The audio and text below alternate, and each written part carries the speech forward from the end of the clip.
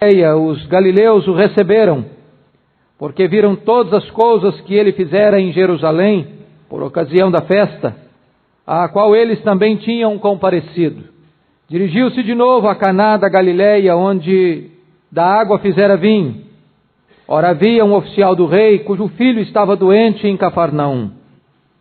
Tendo ouvido dizer que Jesus viera da Judéia para a Galileia, foi ter com ele e lhe rogou que descesse para curar seu filho que estava à morte.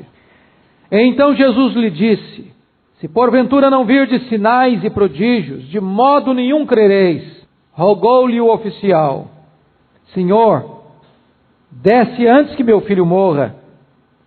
Vai, disse-lhe Jesus, teu filho vive. O homem creu na palavra de Jesus e partiu. Já ele descia quando os seus servos lhe vieram ao encontro, anunciando-lhe que o seu filho vivia. Então, indagou deles a que hora o seu filho se sentira melhor.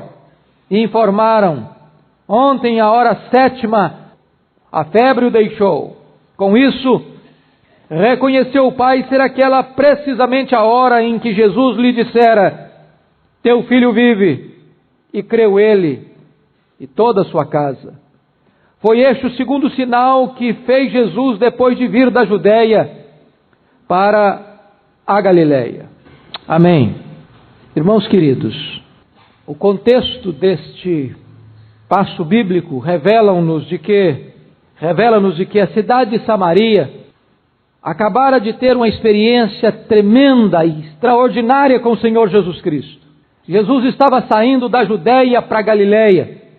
E somos informados no versículo 4 de João 4 que era necessário Jesus passar por Samaria. Estava na agenda de Jesus passar por Samaria. Não porque fosse o caminho mais fácil, não porque fosse o caminho mais curto, não porque fosse a viagem mais prazerosa, mas porque Jesus tinha um encontro marcado na agenda de Deus para salvar uma mulher na cidade de Samaria. E somos informados que no versículo 39, que muitos creram em Jesus por causa do testemunho daquela mulher samaritana. E somos informados no verso 41, que muitos outros creram nele por causa da sua palavra. Algumas pessoas creram porque ouviram daquela mulher o testemunho, outras pessoas creram porque ouviram o próprio Jesus. Mas agora o Senhor Jesus Cristo prossegue sua viagem para Nazaré. E diz o texto bíblico que Jesus estando em Nazaré não pôde fazer ali muitos milagres. E por que não pôde? O que é que foi o fator limitador, impedidor da ação de Jesus no meio dos nazarenos? Certamente não foi o poder de Jesus. O seu poder não muda, não varia, não sofre abalos. Ele é o mesmo, ele tem todo o poder, em todo o tempo, em todo lugar, em todas as circunstâncias. Mas você vai perceber no versículo 44 o Senhor Jesus dizendo: porque o mesmo Jesus testemunhou que um profeta não tem honras na sua própria terra. Você percebe que acostumar-se com um mensageiro pode levar o ouvinte a não atentar para a grandeza da mensagem. Foi por isso que Jesus disse que um profeta não tem honras em sua própria terra, porque a familiaridade com Jesus, que crescera em Nazaré, que passara a sua infância em Nazaré, que passara a sua juventude em Nazaré, levou os nazarenos a não crerem na sua mensagem, na sua palavra. Talvez esse seja um dos maiores riscos da vida cristã, é nos acostumarmos com o sagrado. Você se acostuma com as coisas de Deus, você se acostuma em vir à igreja, você se acostuma em ler a Bíblia, você se acostuma em orar, e de repente as coisas que deveriam ser benéficas para a sua alma, bênção para o seu coração, vão criando uma certa calosidade no seu coração.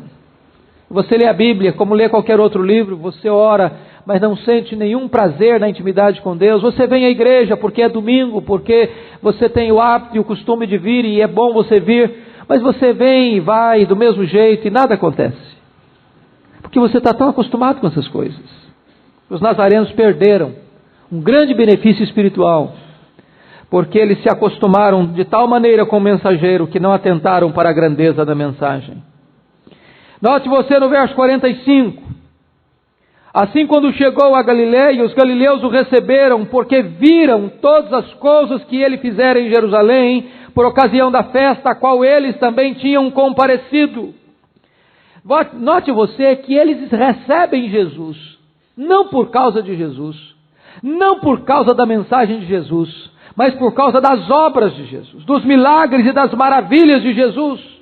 Aqui há um outro extremo e um outro perigo, é de você buscar as coisas de Deus, sempre objetivando ver um fato sobrenatural acontecer. Esta semana eu ouvi uma música, onde as pessoas cantavam dizendo, hoje vai ser o dia do meu milagre. E as pessoas estavam buscando um milagre. E como se fossem agendando o dia do milagre. As pessoas estão vivendo hoje a vida cristã muito em cima de questões sobrenaturais. E têm uma intimidade com Deus em cima de coisas que podem receber de Deus e não por causa de quem Deus é, do caráter de Deus, da fidelidade de Deus, da presença de Deus, do deleite em Deus. Nós estamos transformando Deus, na verdade, num prestador de serviços espirituais. Me aproximo dele por aquilo que ele pode me dar, por aquilo que eu possa oferir. De uma forma diferente, os amigos de Daniel disseram para Nabucodonosor, olha rei, se o Deus a quem servimos quiser nos livrar, ele nos livrará, ele tem poder para fazer isso, mas se ele não quiser nos livrar, fique sabendo, ó rei, que nós não nos prostraremos diante da imagem que tu levantaste. Em outros termos, eles estavam dizendo, nós amamos e servimos a Deus, não é por aquilo que Deus faz, mas por quem Deus é. Eles o receberam, os samaritanos o receberam, não porque Jesus estava lá por causa da mensagem de Jesus, mas porque eles tinham visto milagres, maravilhas, e eles estavam buscando e correndo atrás dessas coisas. A incredulidade fecha a porta às intervenções soberanas de Deus. Nós lemos em Mateus 13:58, que Jesus não fez em Nazaré muitos milagres por causa da incredulidade deles. Note você que não é a minha e a sua incredulidade que podem diminuir, ou inibir, ou barrar, ou tornar o poder de Jesus nulo, não é isso. Jesus tem poder de operar coisas tremendas e extraordinárias, apesar da nossa incredulidade, mas na verdade, quando o coração do homem está fechado, endurecido e incrédulo, Deus suspende as intervenções que poderia fazer e não faz. Desta maneira, a incredulidade torna-se um fator inibidor da ação de Deus na vida do seu povo. E é nesse contexto, irmãos, é nesse contexto aqui que surge uma pessoa nova. E o texto nos diz, no versículo 46, dirigiu-se de novo a Caná da Galileia, onde da água fizera vinho. Ora, havia um oficial do rei cujo filho estava doente em Cafarnaum. Tendo ouvido dizer que Jesus viera da Judéia para a Galileia, foi ter com ele e lhe rogou que descesse para curar seu filho que estava à morte. Caná da Galileia fica bem próximo de Cafarnaum. Cafarnaum fica exatamente à margem do lago de Genezaré, do mar da Galileia, que foi o quartel-general onde Jesus Cristo exerceu grande parte do seu ministério. Você se lembra que quando Jesus foi expulso de Nazaré, queriam empurrá-lo ribanceira abaixo, e ele se livrou da multidão e foi fixar a residência em Cafarnaum. Cafarnaum era o quartel-general do ministério de Jesus. Era também uma espécie de sede administrativa do governo de Herodes. E este oficial de Herodes, então, sobe a Caná da Galileia com um pedido urgente para Jesus. Desce comigo à minha casa, porque o meu filho está à morte. E é extremamente importante você perceber que a Bíblia diz que é o segundo sinal, olha aí, no finalzinho, versículo 54, foi este o segundo sinal que fez Jesus, depois de vir da Judéia para a Galileia. E é notório você perceber que em Caná da Galileia, Jesus Cristo fez 2 milagres. O primeiro deles, numa festa de casamento. O segundo deles, curando um filho doente. Isso significa que em Caná da Galileia, Jesus teve uma concentração especial no atendimento à família. Ele se preocupa com a família. Ele dá atenção à família. Ele se importa com a família. Ele é o Deus que traz restauração para o casamento. Ele é o Deus que traz cura para a enfermidade, aliviando a tensão, a dor, a angústia, o desespero dentro do lar. E então eu quero chamar a sua atenção para algumas lições do texto. A primeira lição que eu vejo nesse texto é o sofrimento de um pai. Versículo 47 diz que este homem foi ter com Jesus, lhe rogou que descesse para curar seu filho que estava à morte. Você aprende que ele era um oficial de Herodes. Ele era um alto funcionário do palácio de Herodes. Talvez um homem de confiança do rei. Talvez um homem estratégico na política herodiana. Talvez um homem bem aquinhoado financeiramente. Talvez um homem que tivesse sucesso, reconhecimento e prestígio na sociedade. Mas eu quero dizer para você que a doença, o problema, a crise chega para o pobre, para o rico, para o grande, para o pequeno, para o homem, para a mulher, para o ancião e também para o moço, para o rapaz, para a criança, para todos. A sua posição social não pode impedir você de passar por uma crise. Os títulos que você tem não podem impedir que a crise se instale na sua vida. O conhecimento, a posição, o status que você ocupa não trancam a porta, não fecham a porta, impedindo a crise de chegar. Este homem tem prestígio, este homem tem posição, mas o seu filho está à morte. O dinheiro pode comprar um plano de saúde, mas não pode comprar saúde. O dinheiro pode aliviar você de uma série de situações, mas não pode impedir que a crise chegue à sua vida, à sua casa, à sua família.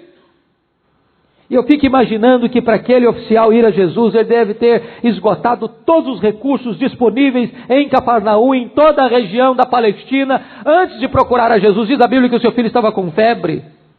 E aquela era uma região de infestação, de vários tipos de febre. E a pior talvez delas era a malária. Talvez foi exatamente esta febre que tomou conta da sogra de Pedro. E Jesus Cristo foi lá na casa de Pedro para curar a sua sogra daquela doença tão séria que naquela época matava de uma maneira tão rápida. Esse pai estava desesperado, seu filho estava com febre. Naquela época não havia os recursos para debelar aquela situação. Este homem vai a Jesus depois de esgotar todos os seus recursos. A morte está espreitando, e espreitando um jovem, espreitando alguém que talvez fosse o motivo da vida, dos sonhos, dos planos para o futuro daquele oficial. E eu quero dizer para vocês que todos nós pais nos preocupamos com os nossos filhos. Que pai, que mãe que está aqui hoje, que não ora pelos filhos, que não sofre pelos filhos, que não chora pelos filhos, que não sonha pelos filhos, que não projeta o futuro dos filhos, que não busca o bem-estar dos seus filhos. Talvez não tenha nada que fere, que machuca e que dói mais no coração de um pai e de uma mãe do que ver uma preocupação rondando os seus filhos, um problema atingindo os seus filhos. Talvez nada vulnerabiliza mais um pai e uma mãe do que ver um filho doente, enfermo e talvez à beira da morte, depois de baldados e esgotados todos os recursos. Talvez nada gera mais preocupação para um pai, para uma mãe, sobretudo, pai e uma mãe crente no Senhor Jesus, do que ver os perigos ameaçando, circulando, entrincheirando, rodeando seus filhos, seja em que área for. E esse pai se aproxima de Jesus com este problema. E notem vocês nos versos 47 ainda, que diz que ele vai a Jesus e roga a Jesus que descesse para curar o seu filho que estava à morte. Versículo 49, repete, rogou-lhe o oficial, Senhor, desce antes que o meu filho morra. Note que no segundo pedido há um sentimento de urgência. Agora ele não apenas roga, ele roga com pressa. Ele tem pressa, ele tem urgência. Há determinadas situações dentro da nossa casa que não podem esperar. Precisamos ter senso de urgência.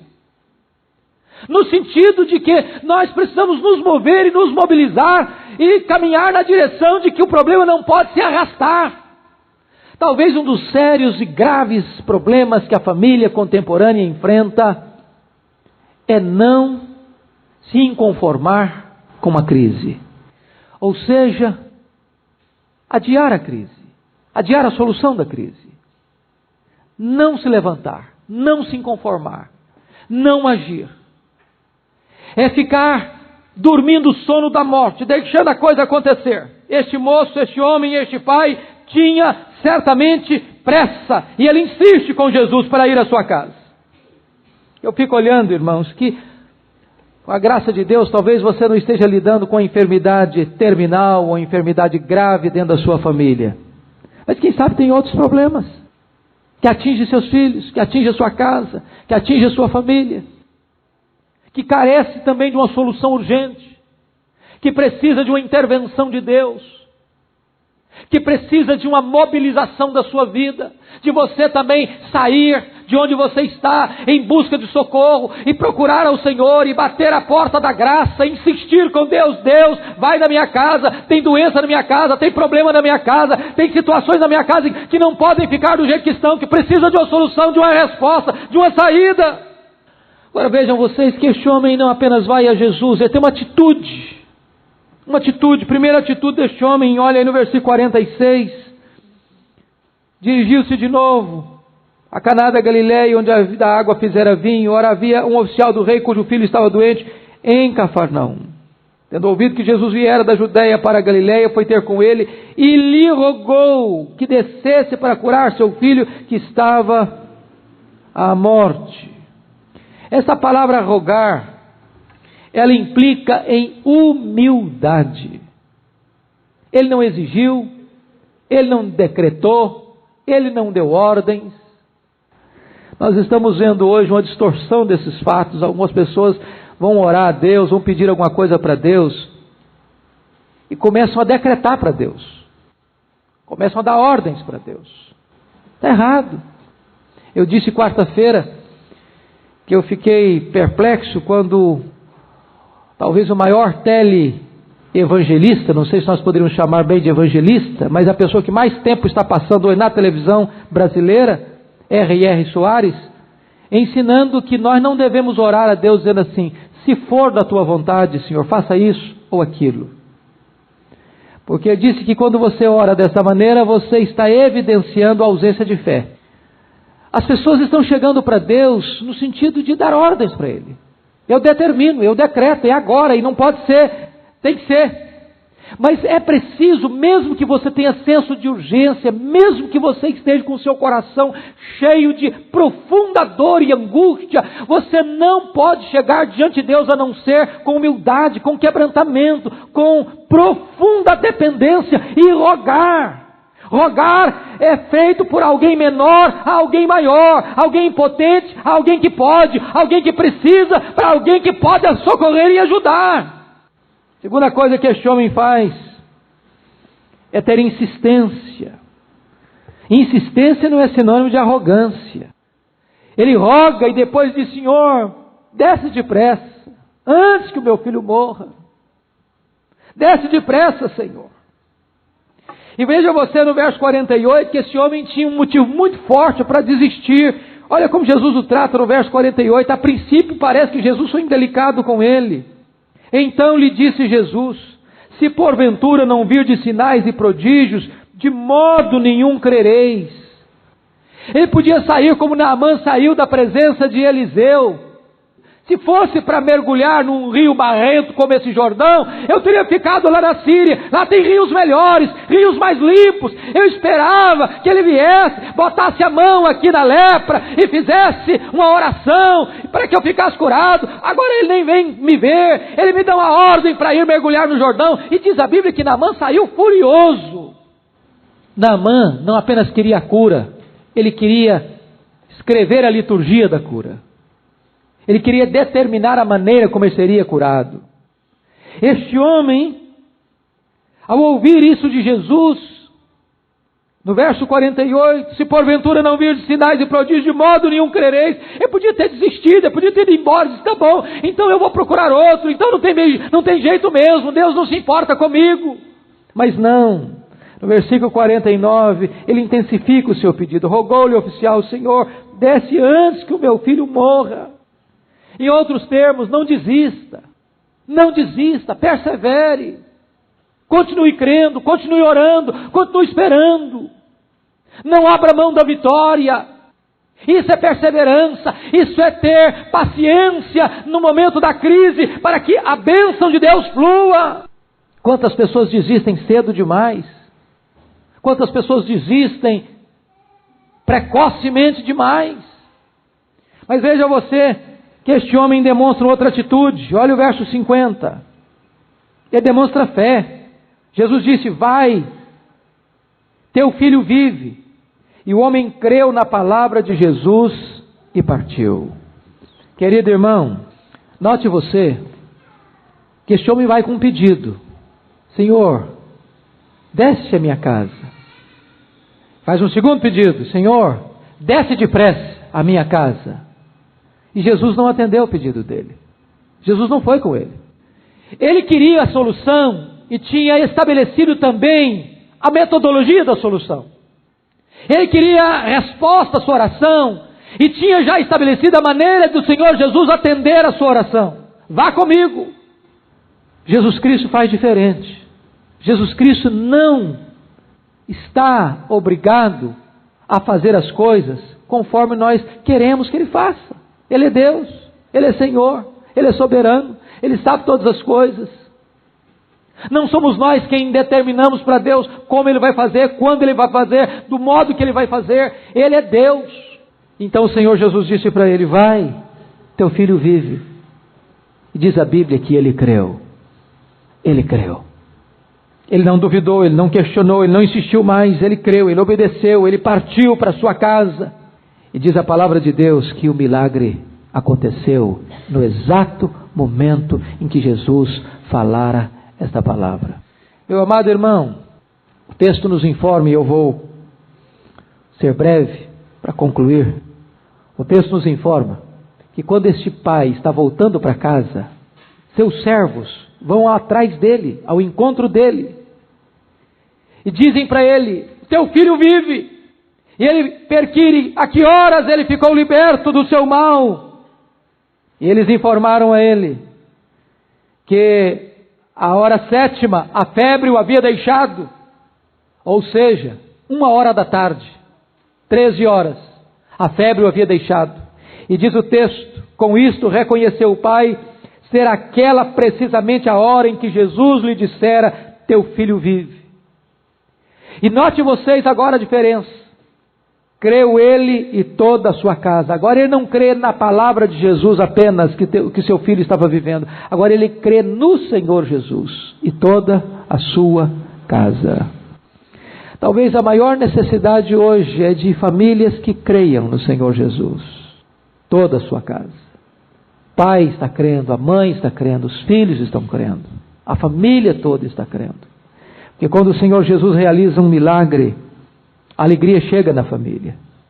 Quando Jesus está presente, a alegria chega na família. Chegou na festa do casamento. Chegou na família atribulada pela doença. Este é o primeiro milagre que Jesus Cristo faz à distância. É o primeiro milagre.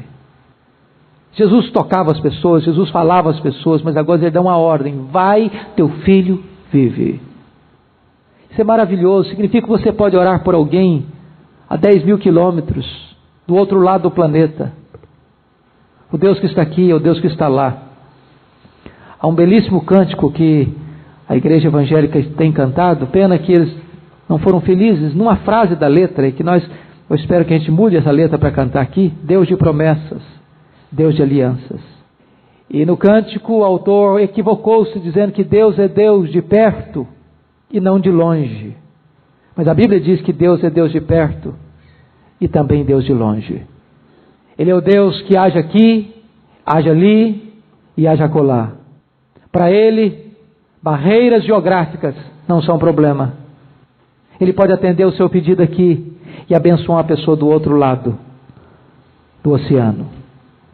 Eu espero em Deus, irmãos, que nesta manhã o Senhor Deus possa agir na sua casa, na sua família.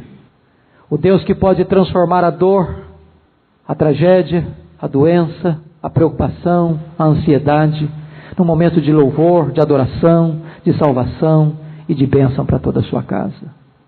Muitas vezes, Jesus entra na nossa família pela estrada da dor. Muitas famílias são salvas, não nos dias de celebração e festa, mas nos dias de dor e lágrimas. Foi assim com essa família. Aconteceu uma doença, e pela enfermidade, pela dor, pelo sofrimento, Jesus entrou naquela casa, salvou aquela família e trouxe alegria para todas aquelas pessoas.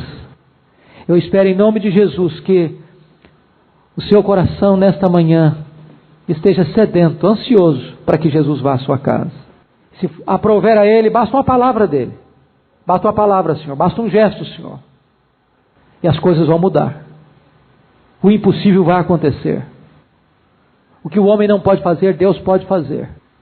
E a ansiedade, e a tristeza, a lágrima, a dor, vai se transformar num cenário de alegria, de regozijo e de vitória. Curva sua fronte, por favor. Quero orar com você. Deus, está aqui o teu povo. Aqui estão famílias reunidas, Pai. Famílias amadas do teu coração. Mas aqui estão famílias também, ó Deus, que estão passando por lutas, por aflições, por angústias, por crises, que são maiores do que nossa capacidade de solução. Crises que suplantam a nossa força, que drenam as nossas energias, que roubam os nossos sonhos, que estiolam o nosso vigor. Tu bem conheces a família de cada pessoa aqui, Senhor. E eu te peço em nome de Jesus nesta manhã, ó Deus, visites com a tua presença restauradora, ou com a tua palavra libertadora, a família dos teus servos e das tuas servas. Onde houver enfermidade, nós cremos que tu és poderoso para trazer saúde. Onde houver escravidão, tu és poderoso para quebrar as algemas e trazer libertação. Onde houver desarmonia e o vinho da alegria já acabou, tu és poderoso para transformar água em vinho e trazer de volta o melhor vinho, a melhor alegria, a felicidade mais gloriosa e superlativa. Deus, ajuda-nos a derramar aos teus pés a nossa ansiedade nesta manhã. Como aquele pai aflito que põe a sua causa diante de Jesus e insiste, roga e clama e suplica e recebe a vitória. Que seja assim, Senhor, na nossa vida, na vida do teu povo nesta manhã, para a glória do teu próprio nome. Em nome de Jesus. Amém.